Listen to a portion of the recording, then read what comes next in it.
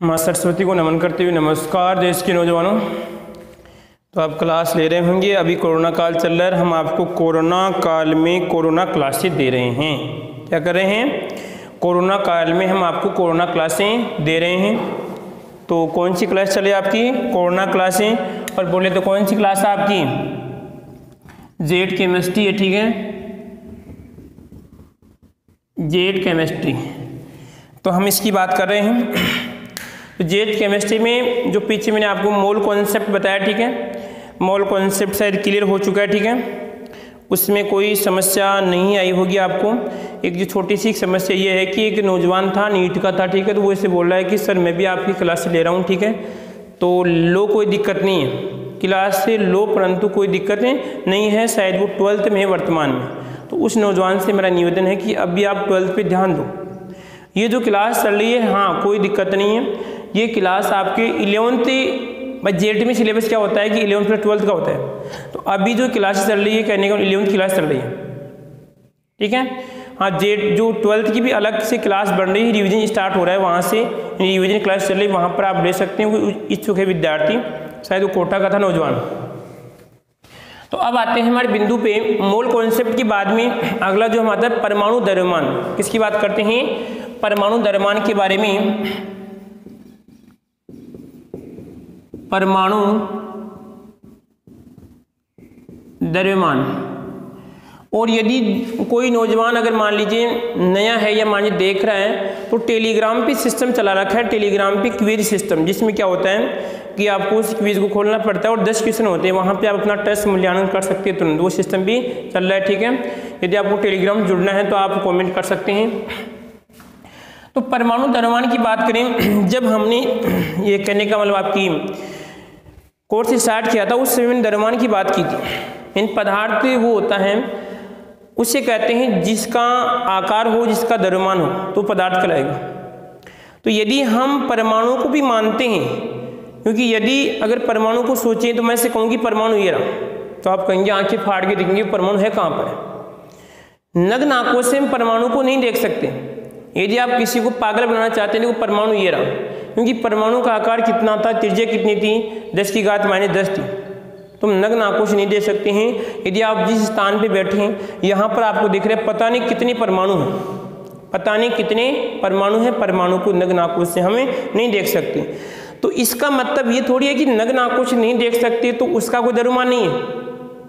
परमाणु का द्रव्यमान भी है। परमाणु है, इस मैंने कहा है कि कोई भी अगर वस्तु है, यदि उसका द्रव्यमान है, यदि वस्तु पदार्थ है तो उसका द्रव्यमान निश्चित होगा, तो द्रव्यमान तो उसका। तो हम परमाणु के द्रव्यमान की बात करते हैं। परमाणु की डेफिनेशन या लगभग इसके बारे में मैंने आपको पहले बता चुका हूं, ठीक है। तो द्रव्यमान की बात करें, अब सबसे पहले ये समस्या खड़ी हुई कि सर हम यदि इस परमाणु के द्रव्यमान की जानकारी करें तो कैसे करें। मान लीजिए कोई कहेगा कि मान लीजिए आपके पास, मैंने कहा ये कोई परमाणु है, मान लीजिए ये हाइड्रोजन का परमाणु आपके पास, इस हाइड्रोजन के परमाणु का द्रव्यमान आप कितना मानोगे? ऐसे कोई आपके पास कोई ये तो है नहीं कि भाई आपने कहने को मशीन चीज को तोड़ लिया, भाई 5 किलो 10 किलो तो होता नहीं, ठीक है, ये तो मजाक हो गई, ठीक है। तो परमाणु का जो द्रव्यमान माना गया, किस आधार पे माना गया और वर्तमान में किस आधार पे माना गया, या अगर हम बात करते हैं कि परमाणु की इकाई क्यों नहीं होती है, इसके बारे में हम थोड़ा बहुत देखते हैं। तो अब ध्यान से देखो, बात कब की है? बात जब की है जब आपका जन्म नहीं हुआ था, 1908 की बात है। अब इसका मतलब नहीं 1908 का कोई नौजवान देख रहा तो उसके लिए तो बात लागू नहीं होगी। 1908 की बात है। 1908 में सबसे पहले परमाणु के बारे में देखो ध्यान से, जो आपका हाइड्रोजन क्या था, इसमें हाइड्रोजन है, इस हाइड्रोजन परमाणु के बारे में चर्चा की गई। लगभग लोगों ने या वैज्ञानिकों ने सोच के अपनी स्वेच्छा से, अपनी स्वेच्छा से, अपनी स्वेच्छा से इसका द्रव्यमान कितना मान लिया? 1 मान लिया। अब इसका द्रव्यमान, अपनी स्वेच्छा से इसका द्रव्यमान 1 मान लिया। अब सर द्रव्यमान तो मान लिया, परंतु एक क्या था? एक यहाँ पे इकाईहीनता, कोई इसकी इकाई नहीं थी। जब स्वेच्छा से परमाणु का द्रव्यमान 1 माना गया तो उसकी इकाई निकल, आवाज़ चेक कर लेते हैं, आवाज़ क्लियर है क्या? आवाज़ आ रही, ठीक है। स्वेच्छा से इसका 1 मान लिया गया, इकाई कुछ भी नहीं थी, इकाई नहीं थी, इस बात का ध्यान रखना है। जब परमाणु का द्रव्यमान, हाइड्रोजन परमाणु का द्रव्यमान स्वेच्छा से 1 मान लिया गया, उस समय इसकी कोई इकाई नहीं थी। चलो कोई बात नहीं, ठीक है। चलो आपने इसका 1 तो मान लिया, इस 1 के आधार पर ही अन्य तत्व के परमाणुओं का द्रव्यमान निकाला गया, यानी अन्य तत्व का परमाणु द्रव्यमान निकाला गया। तो किस प्रकार, देखो ध्यान से, पहली बात तो क्या याद रखनी है, ये बात कब की? 1908 से पहले की बात है, 1908 से पहले की बात। इस बात का ध्यान रखना है लालों लालियों, इस बात का आपको ध्यान रखना है कि हाइड्रोजन परमाणु का जो, यानी हाइड्रोजन परमाणु का अपनी स्वेच्छा से 1 द्रव्यमान यानी 1 मान लिया गया, कोई इसकी विशेष इकाई नहीं थी, ठीक है। उसके बाद में कि लगभग तुलना की गई, जैसे मान लीजिए मैंने क्या किया, ये हाइड्रोजन है, इस हाइड्रोजन का मान लीजिए मैंने द्रव्यमान इस परमाणु का 1 मान लिया, उसके बाद में अन्य की तुलना की गई, अन्य परमाणु की तुलना की गई, भाई अन्य परमाणु इस हाइड्रोजन के परमाणु से कितने गुना भारी है। यदि 5 गुना है तो उसका कितना होगा? 5 होगा। यदि 10 है तो कितना होगा? 10 होगा, ठीक है। तो हम इसको हम सूत्र से देखते हैं, देखो ध्यान से इधर। जैसे मान लीजिए मेरे को कोई भी तत्व का परमाणु भार निकालना है, तो मैं लिखूंगा यहाँ पे तत्व का परमाणु भार, तत्व का परमाणु भार, या मैं कह सकता हूँ तत्व का द्रव्यमान, यहाँ पे आएगा तत्व का द्रव्यमान। अब द्रव्यमान निकालने के लिए ध्यान रखना कि जिस तत्व का हम द्रव्यमान निकाल रहे हैं उस तत्व के 1 परमाणु का द्रव्यमान, यहाँ पे क्या आएगा? उस तत्व के, तो यहाँ पे आएगा उस तत्व के 1 परमाणु का द्रव्यमान, 1 परमाणु का द्रव्यमान।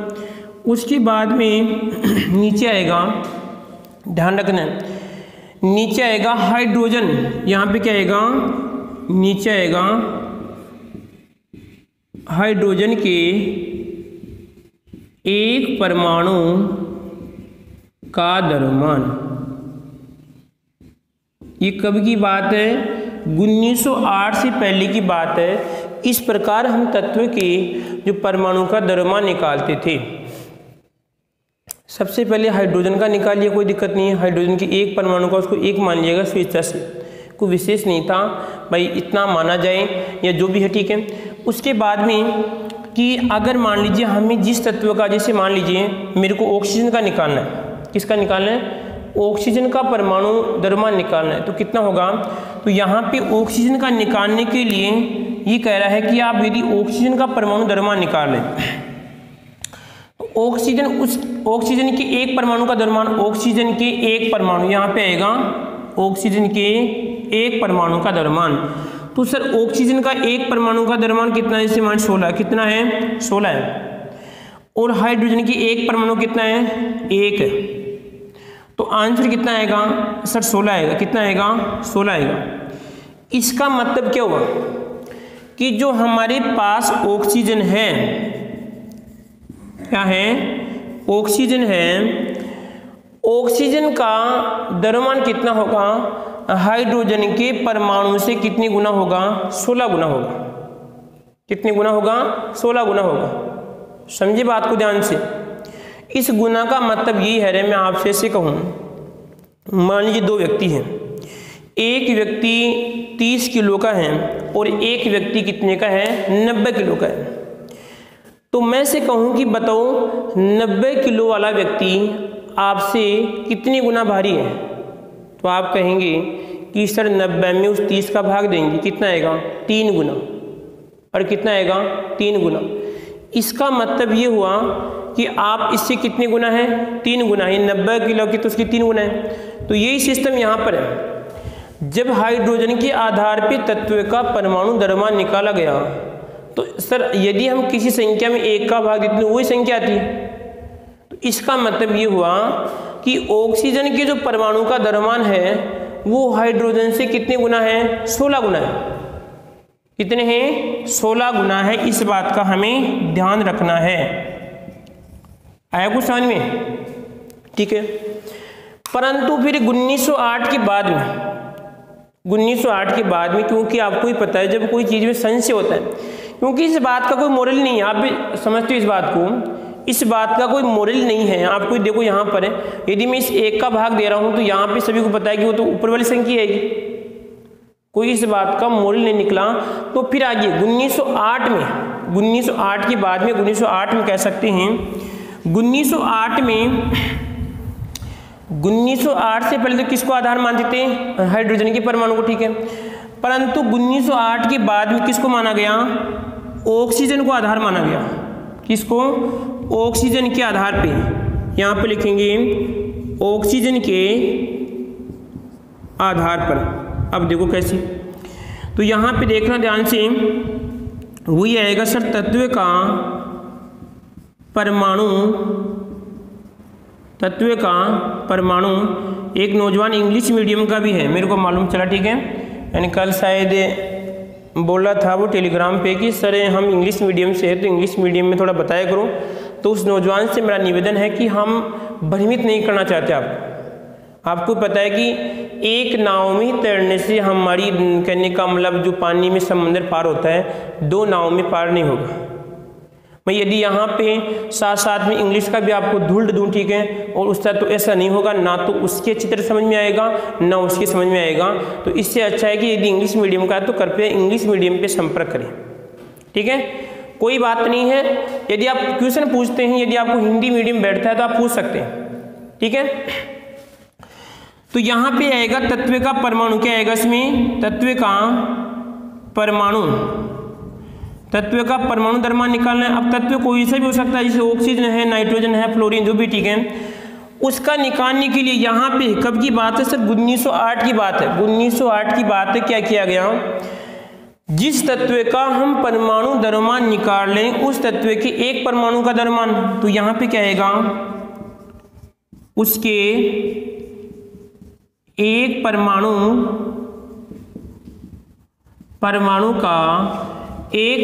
का द्रव्यमान, ठीक है।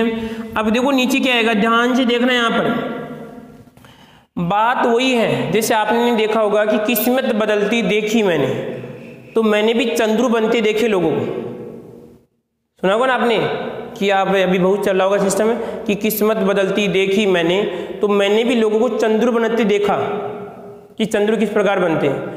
तो यहाँ पे देखिए क्या होगा, ऑक्सीजन, और क्या होगा?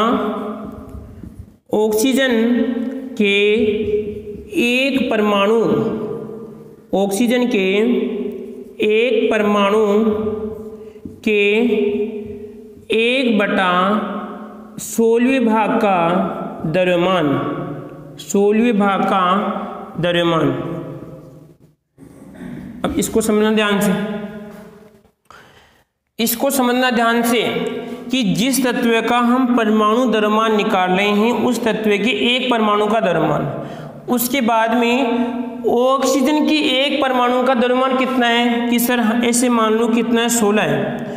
अब इस 16 का कितना, 1/16, तो निकालो कितना होगा, 1/16, तो वही आएगा वापस 1 ही आएगा। बात एक ही है, कहने के 2 अलग अलग तरीके बता दिए मैंने आपको।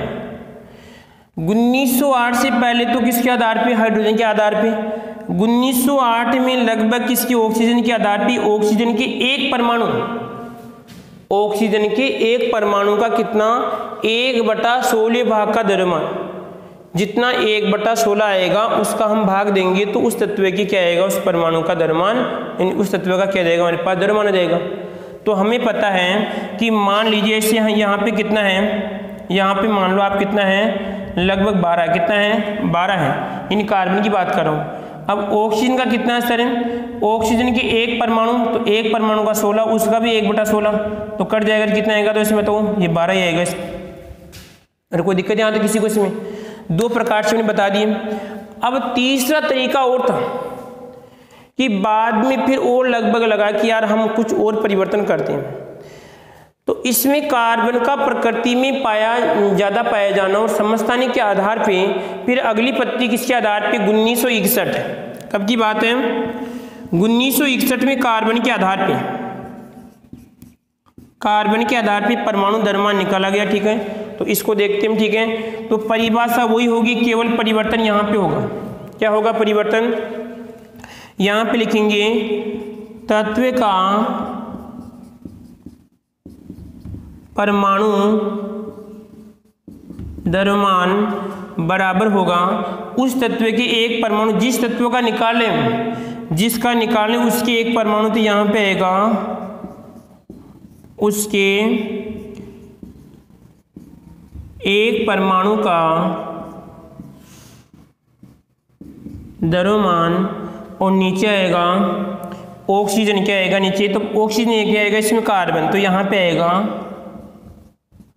कार्बन 12। अब जो कार्बन 12 का मतलब कार्बन के 3 समस्थानिक पाए जाते हैं। कार्बन के 3 समस्थानिक होते हैं, कार्बन 12, 13 कार्बन और कार्बन 14, 3 समस्थानिक होते हैं। तो प्रकृति में ये लगभग 98% पाया जाता है। तो हम उस कार्बन की बात कर रहे हैं। कार्बन के एक परमाणु के बाहर होगा परमाणु द्रव्यमान, यहाँ पे लिखो परमाणु द्रव्यमान, यहाँ पर द्रव्यमान आएगा। ठीक है, परमाणु द्रव्यमान का आप कितना 1/12 भाग, 1/12 भाग का द्रव्यमान, ये आएगा सिस्टम 1/12 भाग का द्रव्यमान। तो सर बात हुई यार ये घूम फिर कौन सी, कि सर यदि कार्बन का कितना होता है, यदि मान लीजिए मेरे को निकालना है किसका, ऑक्सीजन का निकालना है। ऑक्सीजन का कितना 16 होता है, कार्बन का कितना होता है सर 12 इंटू कितना 12, तो कट जाएगा। अरे कितना आएगा इसमें, तो वो 16 आएगा इसमें। तो इसका मतलब क्या निकला, इन तीनों से एक ही बात स्पष्ट होती है। क्या स्पष्ट होती है, कि सर आप यहाँ पर भी एक का ही भाग दे रहे हैं, यहाँ पर भी वही एक का ही भाग दे रहे हैं और यहाँ पर भी एक का ही भाग दे रहे हैं। इसका मतलब ये हुआ कि जो न्यूट्रॉन और जो प्रोटॉन की संख्या होगी वही क्या होता है, उसका द्रव्यमान होता है। ये 3 आधार पे हमने तत्व के परमाणु द्रव्यमान निकाले गए थे। कब की बात है, ये 1908 की बात है, 1908 से पहले की बात है। 1908 में इसके आधार पे बताया गया और फिर यहाँ पे किसके आधार पे, ये 1961 में। तो वर्तमान जो सिस्टम चल रहा है इस कार्बन पद्धति के आधार पे क्वेश्चन बन सकता है कि परमाणु का द्रव्यमान वर्तमान में किस पद्धति के आधार पर निकाला जाता है। तो ध्यान रखना, इस कार्बन पद्धति के आधार पर वर्तमान में परमाणु का द्रव्यमान निकाला जाता है। ठीक है, और कोई समस्या आती किसी को। अब देखते हैं कि आपसे ऐसे पूछे, देखो ये तो सिंपल जानकारी। अब आते हैं आपको थोड़ा बहुत क्वेश्चन में उलझाते हैं, जब भी तो आपको मजा आएगा। यदि मैं आपसे ऐसे पूछूं कि बताओ कि परमाणु द्रव्यमान की इकाई नहीं होती है, या आपने क्लास में पढ़ लिया होगा, तो क्यों नहीं होती है, तो इसका आंसर होगा, इसको तो मिटा रहा हूं। ठीक है, मैं जो भी छापना, ठीक है छापना चाहूँ,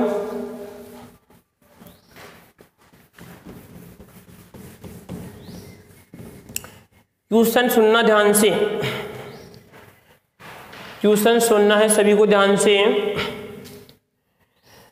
कि परमाणु द्रव्यमान की इकाई क्यों नहीं होती है। तो आप कहेंगे कि सर एक सापेक्ष द्रव्यमान है।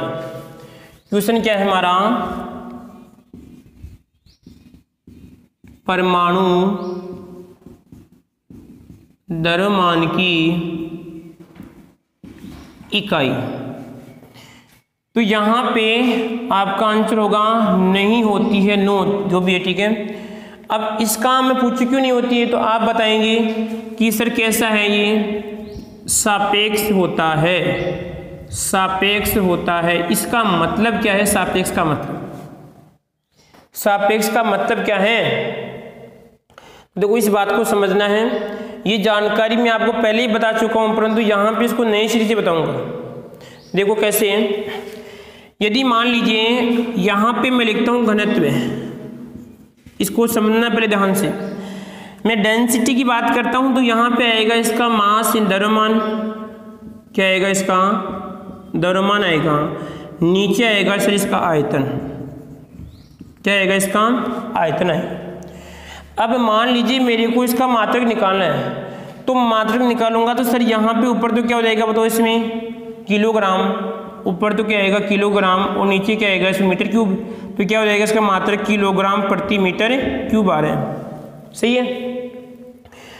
परंतु सर यदि मान लीजिए मैं यहाँ पर भी अगर कोई ऐसा लिखूँ, यहाँ पर भी द्रव्यमान लिखता हूँ और यहाँ पर भी क्या लिखता हूँ, द्रव्यमान लिखता हूँ।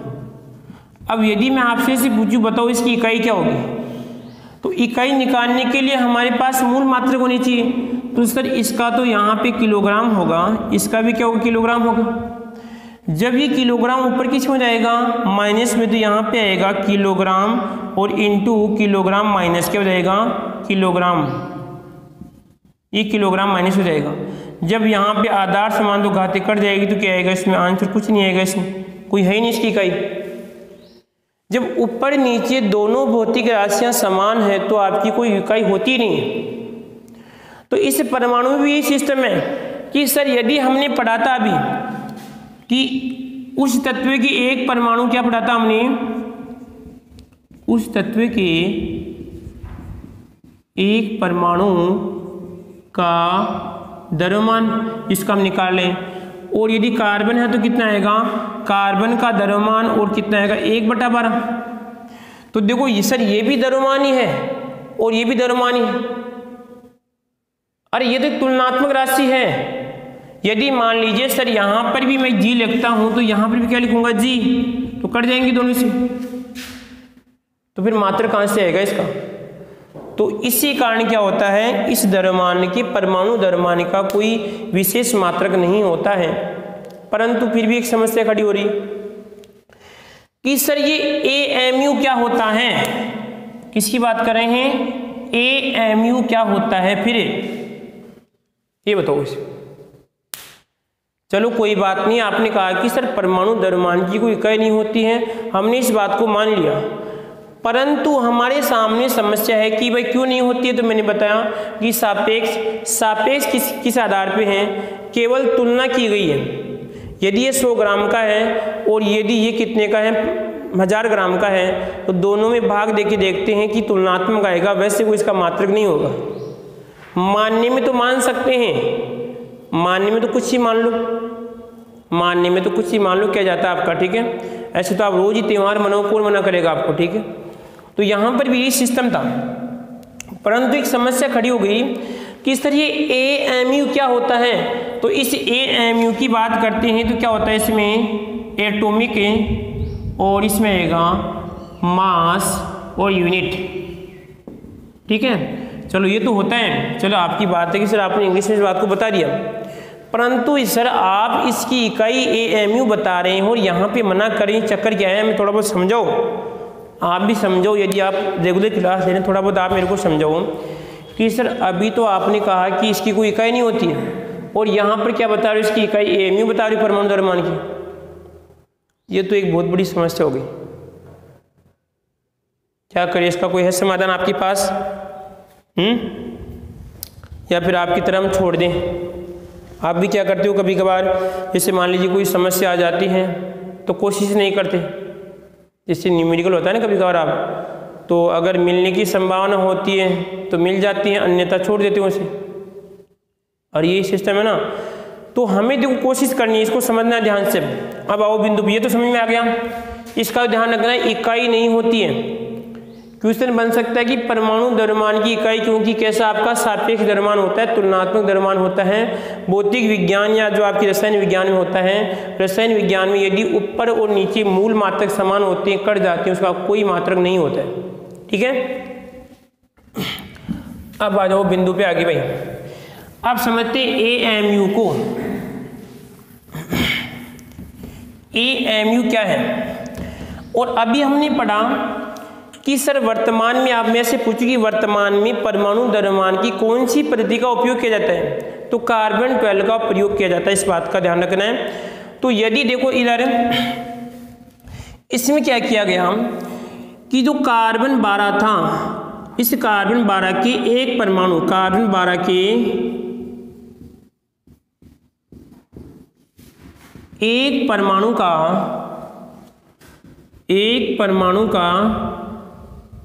द्रव्यमान, और वो भी कितना, 1/12 भाग, 1/12 भाग।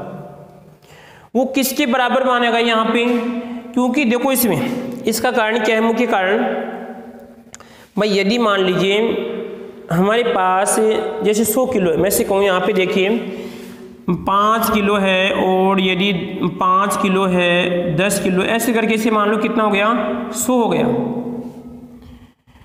या ऐसे मान लो कितने हो गए, 1000, कितना 1000 किलो हो गया, कितना हो गया, 5, 10, 20, 200, 300, 400 को जोड़ जाड़ के हमने कितना कर लिया, 1000 कर लिया।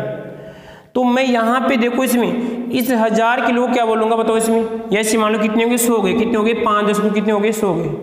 तो मैं इस 100 को क्या बोलूँगा, जब भी 100 किलो होगा तो मैं क्या बोलूँगा इसे बताओ, 1 क्विंटल, क्या बोलूँगा उसे, 1 क्विंटल बोलूँगा। अरे बात सही है क्या, जब भी कितना 100 किलो होगा तो क्या बोलूँगा इसे मैं, 1 क्विंटल बोलूँगा।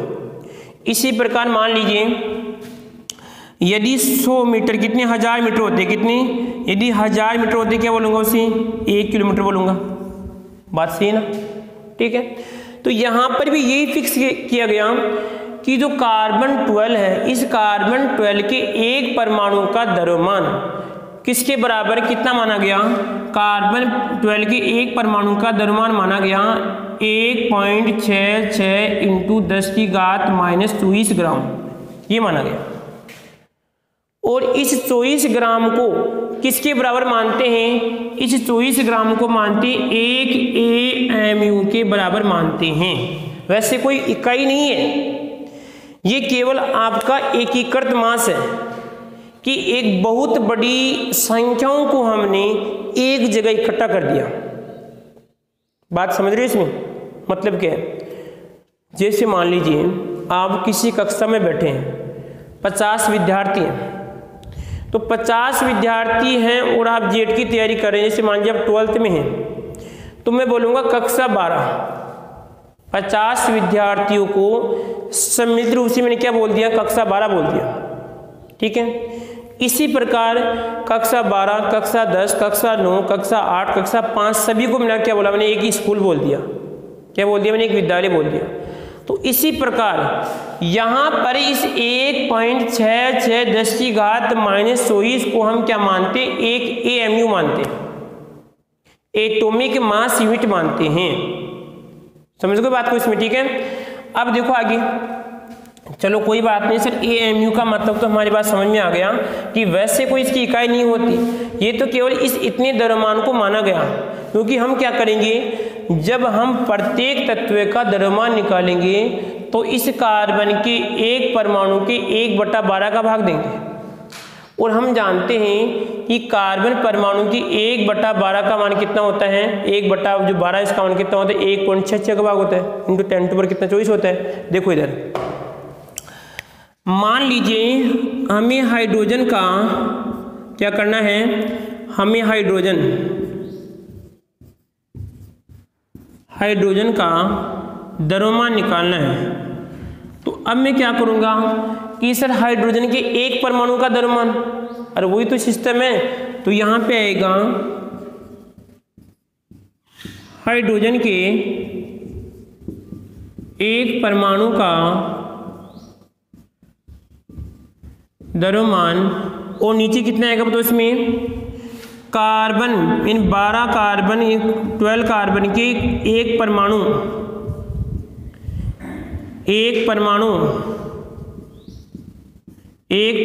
के 1/12 भाग का द्रव्यमान, यह ठीक है। तो हाइड्रोजन के एक परमाणु का द्रव्यमान होता है 1.67 इंटू 10⁻⁻24 ग्राम। अब सर जो यहाँ पे 12 कार्बन का एक परमाणु के 1/12 भाग कितना होता है सर, यहाँ पे अभी हमने कितना पढ़ा, 1 पॉइंट कितना होता है 66, और यहाँ पे कितना होता है 10⁻⁻24 ग्राम, ठीक है। तो इसका कितना आएगा सर आपका 1.008 या कह सकते हैं 78 आएगा। और किस में आएगा, अब देखो यहाँ पर AMU में आएगा, क्यों आएगा, क्योंकि हम जानते हैं कि 1.66 इंटू 10⁻⁻⁻² कितना होता है, एमयू होता है। और यदि जो आपकी केमिस्ट्री में नियम चलता है, यदि मान लीजिए ये वाली राशि अगर मान लीजिए एएमयू मानेंगे तो इसको भी हम एएमयू मानते हैं, ठीक है। तो यहाँ पे कितना आएगा 1.0078, तो मैं इसको लिख सकता हूँ कितना 1.008 एएमयू। समझ गई बात को? ये किसका आएगा, हाइड्रोजन का द्रव्यमान आएगा।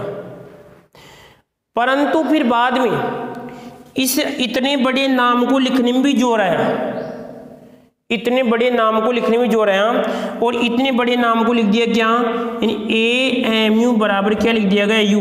तो यहाँ पे लिखते हैं 1.008 यू। यू का मतलब होता है यूनिफाइड, क्या होता है इसमें, यूनिफाइड। अरे कितना आएगा इसमें, यूनी, ये आपका फाइड, यूनिफाइड मास आएगा यहाँ पे, एकीकृत द्रव्यमान। क्या आएगा, एकीकृत द्रव्यमान आएगा। तो वर्तमान में जो आपकी आवर्त सारणी है उसमें जो आपका एकीकृत मास रखा गया है, इस बात का हमें ध्यान रखना है। तो इस प्रकार आपका जो एएमयू के बारे में हमने जाना, एएमयू वैसे कोई इसकी वास्तविक इकाई नहीं, वो तो केवल एकीकृत मास है। एक इतने मास को फिक्स कर दिया गया, जिससे हमने पढ़ा था कि अवोगाद्रो संख्या 6.022 इंटू 10⁻23 को हमने क्या बोला था, एन बोली, तो अवोगाद्रो संख्या बोला था। उसके आधार पर भी यहाँ पर भी 1.66 10⁻⁻24 को एक एएमयू कहते हैं। यदि हम किसी में एएमयू का भाग देते हैं तो आंसर किस में आएगा आपका, एएमयू में, या बोले तो किस में आएगा, यू में आएगा। इसको हम यू भी बोल सकते हैं, यूनिफाइड मास भी बोल सकते हैं, ठीक है। तो इस प्रकार हमने परमाणु जो आपकी द्रव्यमान है इसकी हमने चर्चा की, ठीक है। अब जो आगे की कक्षा होगी उसमें हम परमाणु द्रव्यमान निकालने की जो अलग अलग विधियां होगी उसके बारे में हम क्या करेंगे, चर्चा करेंगे। तो ध्यान रखना नौजवानों, पहली बात तो क्वेश्चन क्या, एक तो परमाणु द्रव्यमान की इकाई नहीं होती है। इकाई नहीं क्यों नहीं होती, क्योंकि सापेक्ष है। सापेक्ष इस प्रकार है क्योंकि भौतिक विज्ञान और रसायन विज्ञान नियम चलता है कि यदि ऊपर व दो नीचे राशि अगर मान मूल मात्रक समान तो मात्रा कट जाते हैं, उसकी कोई इकाई नहीं आती, ठीक है। उसके बाद में सर एएमयू का मतलब क्या है, एएमयू का मतलब है कि यहाँ पर एक निश्चित द्रव्यमान को फिक्स किया गया, उसे एकीकृत मास कहते हैं। इसको हम वर्तमान में यू के द्वारा भी क्या करते हैं, प्रदर्शित करते हैं। और एक बात याद रखना कि वर्तमान में कौन सी पत्ती के आधार पे द्रव्यमान को गणना की जाती है, कार्बन 12 पत्ती के आधार पर इसकी गणना की जाती है। सबसे पहले कौन था, हाइड्रोजन के आधार पे, ठीक है।